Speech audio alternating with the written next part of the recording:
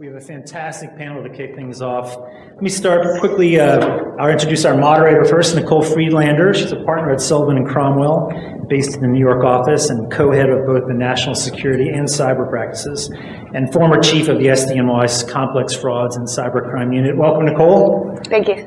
Una Dean is VP and Assistant General Counsel at IBM in New York. She serves as the head of global investigations and its chief cybersecurity counsel, and she is also a former AUSA in the Eastern District of New York. Welcome. Thank you for having me.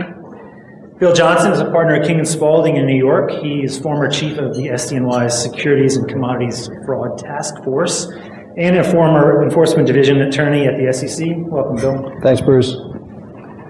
Mark Schonfeld is a partner in the New York office of Gibson, Dunn, where he co-chairs their securities enforcement practice, and he previously served for 12 years at the SEC, where he was director of the New York regional office. Welcome, Mark. Thank you. And finally, Mark Sylvester is our SEC panelist today. He is co-chief of the SEC's Crypto Assets and Cyber Unit. Previously, he was an assistant director in the unit and a senior trial counsel in the Division of Enforcement and counsel to the co-directors of enforcement. Mark, welcome and thanks for joining us. Thank you. Nicole? So we're going to jump right in with a discussion on reporting on material cyber incidents on Form 8K, so the SEC's new cyber rule. Bill, Mark, I wanted to start with you. You may have seen analysis of the 8Ks that have been filed over the first year that the rule has been in effect have shown that something like 90% of the Form 8K filings disclose no material effect. Can you share your thoughts on what's going on here? Is this trend of disclosing immaterial incidents going to continue? If I could ask one of you to maybe take the lead on that. Sure. I mean, I'll start out, but I certainly invite Bill's thoughts on this. So yes, it's true that since the rule was adopted back in 2023, there have been a number of filings by a number of companies under 8K disclosing the fact that the company had incurred some kind of cyber incident. And we've been tracking these. Through the end of 2024, there have been something like on the order of about 90 filings by about 60 some odd companies, which means obviously some have filed multiple filings. And as Nikki points out, the vast majority of them have either said the incident was not material or had not determined, the company had not determined that the incident was material or had a material impact. So what is going on? I think companies are, in each of these cases, making careful judgments about whether to disclose, and I think they are acting somewhat defensively to avoid the second guessing by the SEC of disclosure decisions, albeit still leaving themselves exposed to second guessing by the SEC about the content of the disclosure. And so it is a judgment call in each of these cases, and we've counseled a lot of companies who've come out on both sides of this calculus. But in each case, it is a judgment call about which is the sort of safer or better path forward, whether to make some disclosure, albeit not describing the event as material, versus making a judgment that the incident is not material and therefore there is nothing to disclose.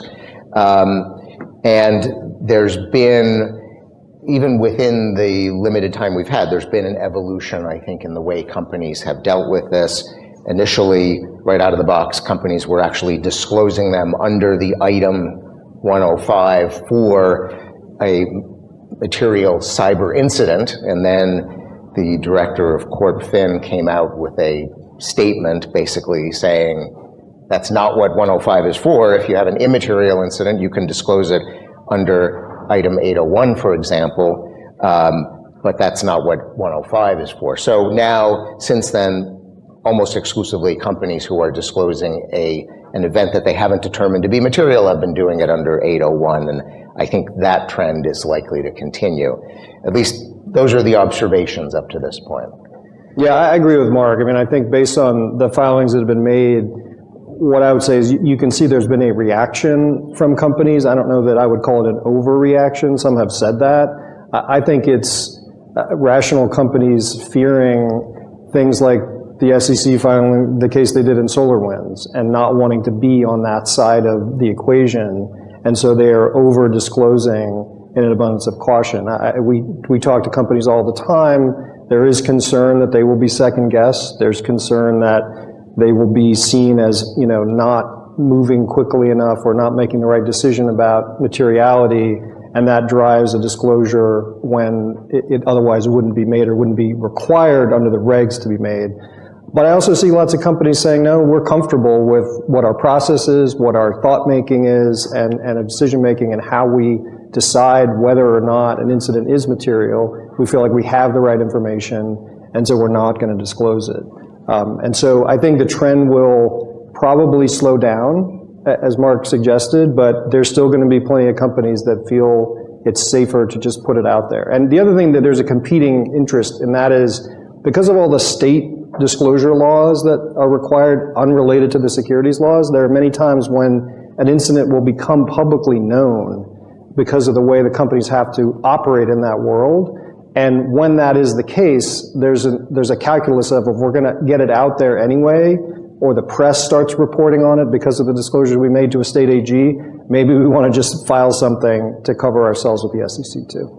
But I think I was going to say, Bill, I think, put his finger on the central issue, its process, which I think is anticipating where this conversation is going to go, which is to say, whether you choose to make some disclosure or not, the real issue is having in place a process that makes sure that you can defend and demonstrate your decision, your company's decision, not to disclose, or the decision to disclose, and therefore the content of what is disclosed. And either way, you need to have in place the process to defend that. And I think that's been the big impact of the rule, is companies having to set up or make sure they have an infrastructure for not just the incident response, but making sure the information about the incident response gets to the right disclosure decision makers, and that decision-making process is thorough and documented, because either way, whether you disclose or not, you're at risk of being second-guessed by the SEC. So, can I ask you how you have thought about process? You're obviously at a huge company. In light of this, the concern Mark mentioned about being second guessed, you have a new rule. What have you been doing and thinking about in this area? Yeah, I'm happy to. Can I just ask one question, though, of Bill and Mark, just to, based on what they said? I think one of the concerns when you are over disclosing or being a little bit forward leaning on your disclosure, especially when you're making an assessment that something is not material, it has not hit that materiality threshold, then you've set a precedent for the company of disclosing at a lower threshold, right? So how do you deal with that, and how do you counsel companies through that concern? Well, I try to counsel against that for that exact reason, which is, once you start talking about an incident, the facts are changing constantly. You will be in this loop of, well, if you've already talked about X, even though that may not have been material or required, and there's a change to X, do you need to update that? I think the answer is probably yes, especially in an abundance of caution. So it creates this cycle that is not great. And I think a lot of companies do see that, but some, again, they just want to ring the bell and say, we've made a disclosure. But, thinking about how the incident evolves over the next few weeks and months is a good lesson to think about how that can impact them and how it can be negative. Or something a year later that's totally different, but you've already sort of set that bar, right? Thank you for indulging me. This is my opportunity as an in-house lawyer to get some free legal advice as well. But yeah, in terms of the new rules, and I obviously am not at liberty to talk specifically about too specifically about what IBM did, but I do think, as a general matter, when I talk to my peers in the industry, we sort of felt like it was more evolutionary rather than revolutionary. I mean, the SEC has really been talking about the importance of cyber disclosures for well over a decade. And I think, so for instance, if you take item 106, sort of the new disclosures around identification and management of risk, the management's experience and role, board oversight, those three items, I think there was a general feeling like, well, this is probably a good thing. It probably makes sense. It's healthy to go through the exercise of, flexing those muscles of, does this still work? Does this system that we set up work? Are these committees still appropriately constituted? And I think a lot of companies still do have a mindset of, well, we have this governance process, but at the end of the day, the CISO is responsible for making sure we know what we're supposed to know. And I think when you have a very clear direction that the governance around cybersecurity needs to be more, I'll say federated for lack of a better term, but it can't just be the CISO's responsibility. You do need to take another fresh look at who's involved, who are the key stakeholders, what kind of delegation authority have you granted, what kind of escalation playbook do you have? And I think there's nothing like having to file something publicly that'll, sort of get senior management to pay attention to something. And I think that was probably a healthy exercise. Now, the new rule around 8K disclosures, I think that was also not revolutionary, except for the fact that the SEC was going around enforcing it in ways that were fairly novel, and I think SolarWinds was a highlight of that, very aggressive and fairly novel in terms of the legal theories they were pursuing.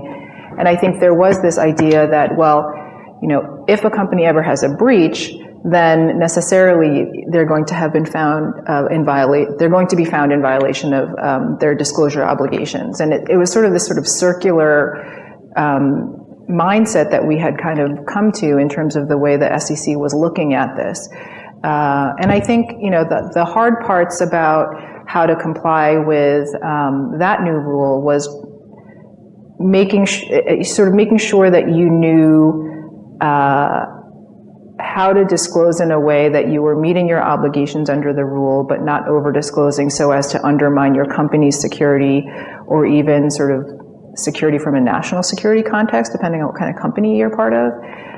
But I think Mark is right. It's really just about, before anything happens, making sure that you have the right processes. And it's not just about incident response planning, it's about escalation playbooks, like what kind of disclosure controls do you have? Have you actually worked through and tabletop exercises to make sure that escalation works properly, that again, you have the right delegation authority, and when you make materiality determinations around an incident, it's not sort of a one and done, and it's not an area where you get to the point where you're pretty sure it's material and then you meet and you make a decision. It's a very iterative process, and facts are changing by the day, and that's one of the more difficult parts of trying to make that assessment.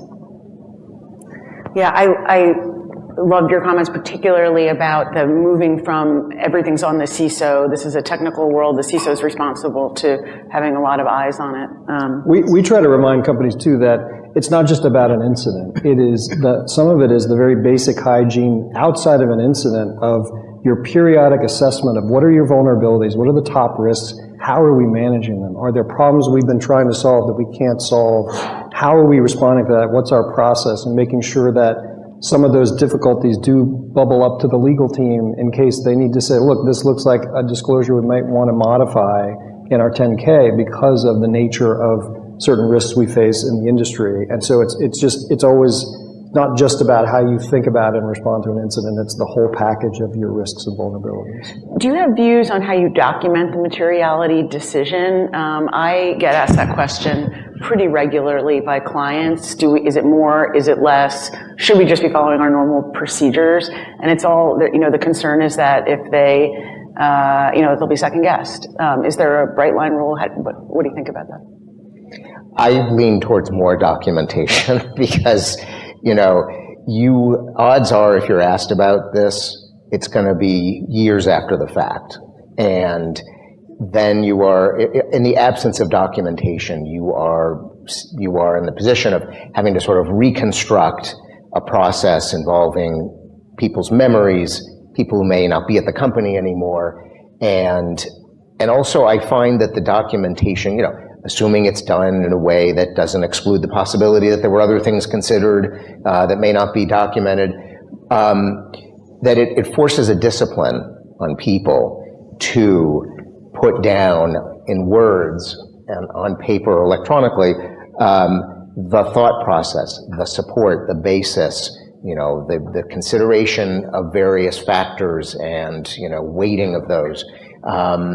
And so I find it generally more helpful, particularly, being the ones who are in the position of defending a decision after the fact, that more is generally better, unless it's unhelpful. But it's really tricky, though, because most of the SEC cases, and not all of them that have been brought, are about the fact that people with material information weren't talking to the legal decision makers about disclosing it, and there's a wall or a separation or a failure of communication. They really haven't focused on the people in the room with all the right information making the wrong decision to disclose or not disclose. And so we're operating on a little bit of a blank slate as to how the documentation plays into that. I tend to believe that, like Mark, that more is a little better, but there is a point where you can over-document yourself in a way that would harm you down the road. I tend to prefer having a checklist of all the factors that govern materiality legally, and make sure that there's documentation that the right people sat in a room and talked about those factors, even if the discussion itself is not actually memorialized, because that can, it's like board minutes, right? There was a discussion about the board's fiduciary obligations. There's no minutes of exactly who said what about exactly what issue. And sometimes that's bad, sometimes that's good. But I think until there's a case, I would prefer to keep people a little more careful and factoring in the things they need to be talking about, but not so much blow by blow about exactly what they say. Can I just add one point? I do think also you should try and establish processes whereby you're not documenting in one fell swoop everything that was considered, but rolling up all the documentation that has been created up till that point. So if you have a significant cyber incident, you're going to have a CSER or an ESER or whatever you call it stood up, and daily meetings and maybe multiple times a day meetings, and there's going to be documentation around those, right? Who did what was considered, what additional facts were learned, what technical responses you made, and then that's also going to be put forth to the committee as part of their consideration. So I think to the extent you can roll up documentation that already has to exist as part of your natural process in responding to an incident, so that you don't have to just say, well, this is our materiality decision memo. I think that's helpful. Point. Yeah. Mark, Sylvester. So you've heard companies are concerned about being second guessed. I'm sure this is coming as a shock to you. But Bill made this very interesting point. The cases the SEC's brought so far have been focused on situations where facts weren't, escalated to decision makers. So is the SEC scrutinizing? How closely are you scrutinizing situations where companies are making materiality decisions? How much deference are you going to give to a company's decision where it seems there was a reasonable process that they followed in good faith, but maybe the SEC would have weighed the factors differently? Thank you. Before I begin, I'll give my customary disclaimer. My remarks here today are made in my official capacity as co-chief of the Crypto Assets and Cyber Unit of the SEC's Division of Enforcement, and do not necessarily reflect the views of the Commission or its staff. So taking sort of the last one first, I think it's difficult to answer the question in the abstract. However, as a general matter, we are cognizant of the fact that companies need to make materiality determinations with the facts they have at the time. And if a company can show us that they had a reasonable process and they followed it, that's going to be a very important factor in our analysis. In terms of the materiality analysis overall, obviously the context of issuer disclosure requirements, when you evaluate whether or not there's a reportable event, the question is whether or not it's material. And the standard for whether or not it's material is the standard under Supreme Court case law. And I'm sure everyone in this room knows it, but just to go over it one more time, a fact is material if there's a substantial likelihood that a reasonable shareholder would consider it important in making an investment decision, or if it would have been viewed by the reasonable investor as having significantly altered the total mix of information available. So if a cybersecurity incident is found to be material, then we would expect that company to issue a report and make the disclosure on item 105 of Form 8K. If not all facts are available at that time, the company can always go back and amend the 8K at a later point in time. The company is required to disclose material aspects of the nature, scope, and timing of the incident, the material impact or the reasonably likely material impact on the company. And so then what do we look for in a materiality analysis? So the materiality analysis should include both quantitative and qualitative factors. So besides the perhaps obvious more financial performance metrics, the company should also look at company-specific qualitative factors that can vary by company, but a few examples are harm to reputation, harm to relationships with vendors, harm to relationships with customers, the possibility of litigation, the possibility of regulatory enforcement actions or investigations by federal, state, or non-U.S. authorities. Yeah. I think the standard is clear for companies. I think the SEC's probably given as much guidance as it can on that. Nonetheless, see if the panelists agree, it can be really challenging to assess this in real time. To the extent you agree, maybe if you want to take that, can you describe some of the challenges for companies that actually are dealing with the assessment day to day? Yeah, I mean, the fact of the matter is, if you have a significant cyber incident, the facts are literally changing by the minute, and to get your arms around sort of the financials, the technical aspects, the legal aspects, the customer base or the vendors affected, it's really hard to sort of get all of that information together in a timely way. And when it's sort of like when you feel like you have your arms around something changes in a different area. And so it's a constantly moving target. And so to be making materiality determinations that you're then going to be potentially like judged on is difficult. And you do the best that you can. I think this is where you have to make sure you have processes that are tested, where the right stakeholders are going to be engaged at the right times to make sure you have the right eyes on the issue. Is going to be critically important. There's no sort of silver bullet sort of way to deal with that. Yeah, I think the process is key. Most of the cases that are negative involve a scenario where somebody somewhere knew something that was pretty significant and it didn't flow up. It didn't flow to the right person who could escalate it. And so focusing on a process where there's a constant sweep of, okay, you've been off doing this, you've been off doing that, what do we know now? Regular meetings, regular communication, somebody with enough experience to assess whether those new facts do change the equation, and then have a discussion about it. But as you said, that changes all the time. Access to certain areas of the company systems where there might be customer information or there might be secure information, but you can't tell whether it was accessed or if it was accessed, whether it was exfiltrated. It takes days, sometimes weeks to figure that answer out. Let me just add, you may never know, right? There's imperfect logging. The logs you used to have are gone. There's no indicators of compromise that you can rely on necessarily sometimes. And so you're working with an absence of a lot of information a lot of the time. And I think that's where, I think it was October, the 4 SEC settlements, Unisys, Avaya, and the other 2, were a little bit puzzling, because it almost seemed like if you don't have logging, so you can't show that something was exfiltrated, one of the cases seemed like it was saying you should assume it was exfiltrated if you can't prove that it, through the logs that it wasn't. And so that was a little bit of a head scratcher. I don't know where we stand on that particular point.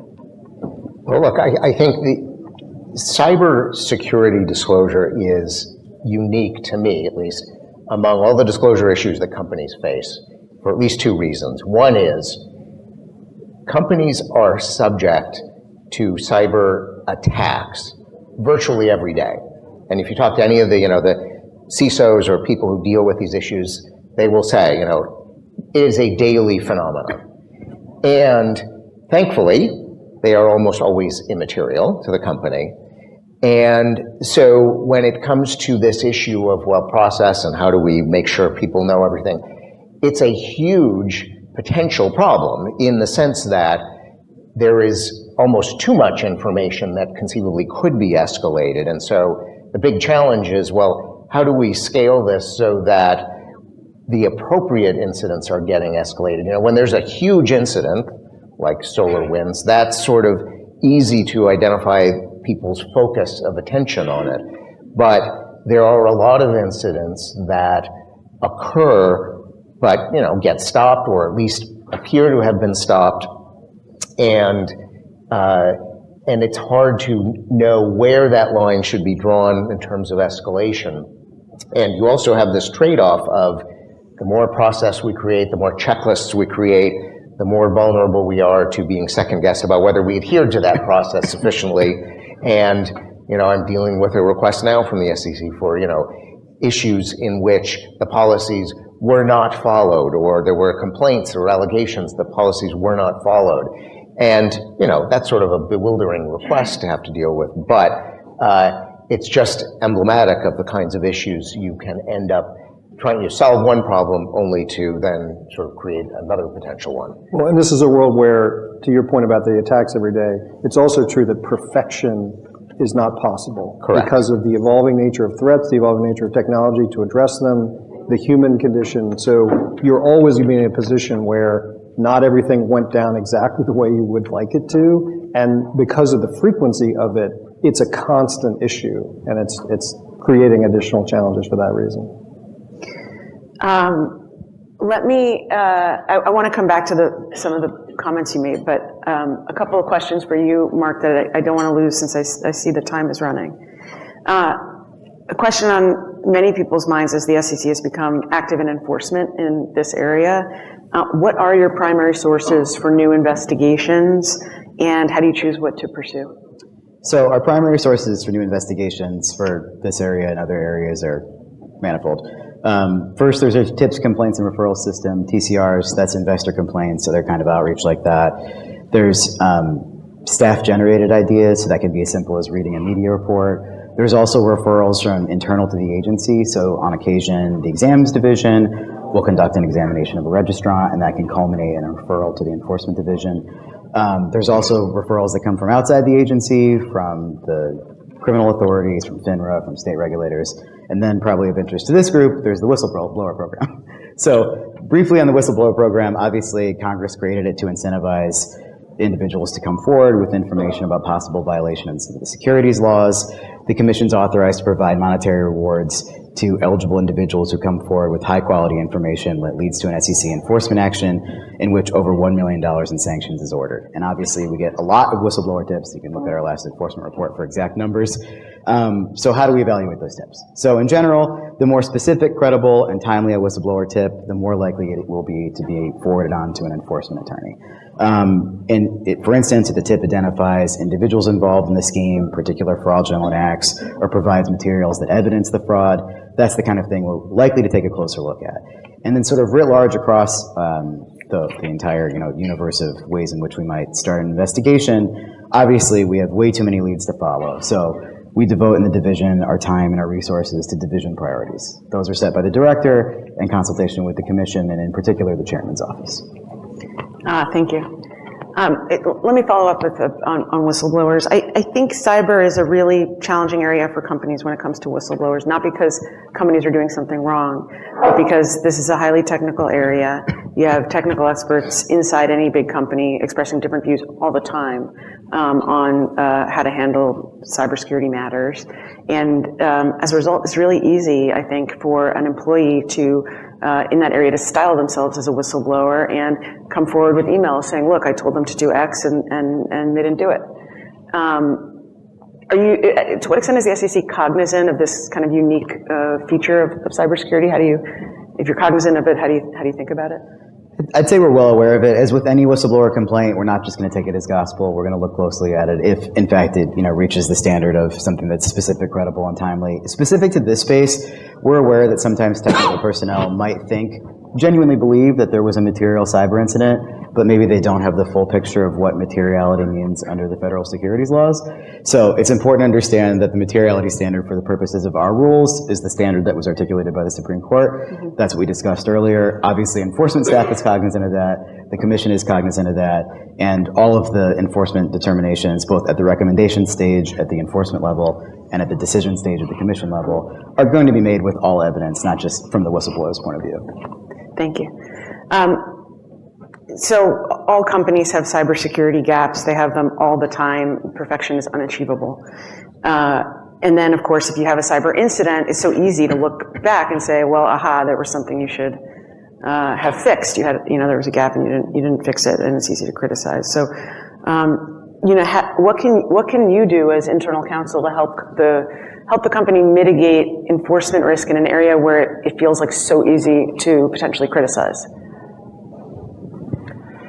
Yeah, I mean, assuming you're satisfied with the technical aspects of how your cybersecurity program is run and you have all the right audits and periodic reviews and pen testing schedule and all of that, assuming all of that you're comfortable with, and you're dealing with a so-called whistleblower who's still raising issues, I think there are two aspects of this. One is that when you read the SolarWinds complaint, I think a lot of software companies sort of could see themselves in that, where if you gather up 13 terabytes of data and you're going to be able to put together some pretty interesting complaints, and you look at all the emails and Slack chats. So I think there was that sort of, that aspect of it, just like what SolarWinds did in terms of feeling uncomfortable. But I think if you put that aside, I think it's just really important to make sure you have correct whistleblower processes in place. It's not different than other types of whistleblower programs, and from an HR and a legal perspective, you need to make sure that the channels for communicating these types of allegations or concerns are open, that these are all being received and reviewed and acted upon. You need to make sure that the whistleblower with the concerns knows that he or she is being heard, and preferably knows that the company is doing something to address those concerns. And what is being done to address those concerns, that'll vary depending on what the issues are, right? It has to be reasonable and proportionate. But to say, you know what, we hear what you're saying, and these are the programs that we're putting in place, or these are the resources that we're going to marshal up to look at the issue, and this is how we're going to mitigate it. Or, we have a schedule for dealing with that. We have a schedule for dealing with the unpatched vulnerabilities. And that actually goes a surprisingly long way, not all the time, but a long way towards sort of alleviating that person's concerns. Of course, a lot of times with whistleblowers, you actually have a complicated HR background with these folks. A lot of times it's coupled with an adverse employment action or something along those lines. So it's not that simple, but I think you need to make sure that your whistleblower processes for dealing with these are robust, and they're being and they're being called up and followed. And I think companies sometimes are too quick to dismiss whistleblower claims because they see who the individual is and maybe the history of that particular individual, and that really needs to be set aside when dealing with these problems. Yeah, I mean, you could have a whole panel on how to deal with whistleblowers, and I'm sure we have, but you hit upon, I think, one of the most important things, which is just the care and feeding of the whistleblower, making sure they understand that their complaint was heard, that it's understood at the level that it needs to be understood, and that it's communicated back to them at least something about what's being done about it, in a way that they can see that they're not being told maybe what they've been told before, which is don't worry about it, or that's not important, or whatever the line is, so that they are less incentivized to just keep going and incentivized to say, okay, well, let them follow their process and see if they do address my concerns. And sometimes it's giving them a little bit of information that they didn't have about a process that's going on outside their purview that would take care of the issue. Many times that works, but I mean, there's some who will just not be deterred. But I think that education and interaction with the whistleblower is so important at that early stage. So Mark, Schonfeld, a follow-up question for you. Una mentioned that so many companies saw themselves in some of the emails that the SEC highlighted in the SolarWinds complaint. And these are emails in which cybersecurity personnel were talking about cyber gaps and weaknesses at the company. And I've found that to be true. I can't tell you how many companies I've seen that have emails that sound just like that all the time. So what do you say, Mark, to companies that are worried in light of what they saw in that case, that worried about what their cyber personnel are saying internally? And I would just add that many companies believe this is an important the personnel are having an important dialogue that, is healthy for the company. So how do you advise them on the internal communication? That is, a huge challenge, and I'm not sure there is actually any real solution to this. I think Bill and I have been doing this long enough that we experienced that advent of emails being, key pieces of evidence in securities investigations and prosecutions, going back 30 years. And over decades, we spend a lot of time with our finance clients, emphasizing the importance of being careful about what you put in email. And I think they've been put through the ringer enough by the SEC that they've got it, although there's always exceptions. I think the technology employees are just at the beginning of starting to realize the consequences of carelessness in emails. Now, this is a little different in the sense that I think, as you say, employees are probably genuinely expressing what they feel, but not necessarily cognizant of the absence of context around what they're saying and the fact that government regulators are not going to view the quotes charitably for the company. They're going to view them in the light most favorable to whatever theory they're pursuing. So I think this is something that is going to take a long time to change behavior, if it ever actually changes. But it is an important component, I think, of any training that any company is doing about how to deal with cyber incidents. That includes care when it comes to your internal communications about that incident. And again, not to discourage rigorous debate and analysis, but to understand the way your electronic communications are viewed in hindsight by a regulator who candidly may have an agenda that differs from yours or the company's. And I think this is something that's just going to take years to play out. Well, as you said, there's this inherent tension of, in light of SolarWinds and the fact that individuals have now been charged and that sort of glass wall has been broken through, there's a tension between people feeling like they should document things to protect themselves because of what they know and escalating things to others so that they can say, I did tell someone about this, putting too much in it, having the wrong context and overreacting at the same time when you're trying to counsel people not to say too much that will harm you in the future. That tension exists and it's real until it gets resolved. And just one thing, going back to basics here, you have to make sure that people are appropriately trained on non-retaliation and what retaliation may look like. It seems obvious in a lot of different contexts, but in the cybersecurity context, I think you can't underestimate that this really just hasn't been a long-standing issue in that field. And so, a lot of people's instincts is if you have someone who keeps sort of being alarmist and saying, well, this is a problem, that it's a problem, just sort of say, well, we're just going to not work with that person anymore. Or, let's just try and put them over there so that they're less of a risk when in fact they're probably creating more risk by doing that. Basic things like that you actually still need to train people on. Can I ask, in light of the fact that individuals were charged in SolarWinds, and that's been very concerning for folks who are in cybersecurity, what have you said, people internally who are concerned that they could be charged for doing their jobs, and Bill, Mark, you advise so many clients who have security personnel who are worried. What do you say to them? How do you advise them? What I'd like to say to Mark is, can we reassure our CISOs that they're not going to get charged ever again? But I don't think Mark's going to make that representation.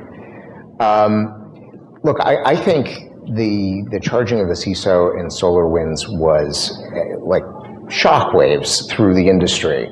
And it has put every CISO and even their subordinates on defense, and on red alert about being second guessed.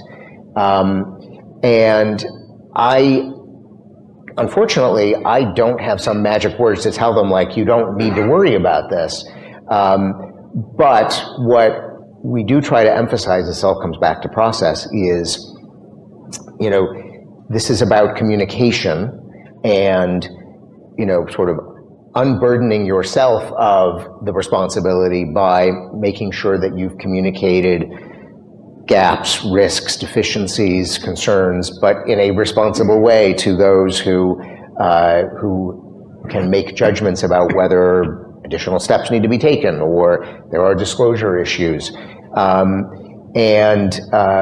it is an area that I find, again, unusual about the cybersecurity area, that somebody who is essentially a technologist is put on the front lines of exposure for disclosure risks. Yeah. Let me take a crack at maybe a slightly softer version of the question that Mark just raised. Obviously, there was a decision in SolarWinds, and the court dismissed most of the SEC's claims. Can you comment on whether you think the decision will impact how the SEC, thinks about pursuing these cases going forward, or is this just it's one federal court in New York, we're not going to worry about it? There's not a whole lot I can say here, both because SolarWinds is an ongoing litigation, and I can't really comment on how one particular case might affect our charging decisions, either the past or future. I can say as a general matter, of course, that the Commission and its staff review all authority that's relevant to an area. We're very cognizant of it. We look at it carefully. And speaking for enforcement staff, we craft our recommendations. We evaluate their strengths and also their potential litigation risks with this kind of authority in mind. Yeah. So here's another question you really can't answer, probably. Perfect. I can ask. Question on everyone's mind is, what is enforcement going to look like in this area in the new administration? And anything you can share about, what you envision, whether you've discussed or seen any changes yet, in terms of priorities? I really think it's too soon to say definitively. We just got a new acting chairman, Chairman Ueda, last week. We expect in the next few months to have the presidential nominee, Paul Atkins, to come in as a chairman after his confirmation process. I can say as a general matter that, as with previous commissions, it typically takes a little bit of time to get enforcement priorities into place. And I can also say, as a general matter, that each commission tends to have its own priorities, and that when there's a changeover in commissions, that new commission may well have very different enforcement priorities than the prior one. Yeah, well, of course, Ueda was a dissenter in some of the recent cyber cases, so that's right. Maybe that's a sign. I want to thank all the panelists, thank Mark Sylvester especially for being in the hot seat today. Have a great day. Thanks, Tom.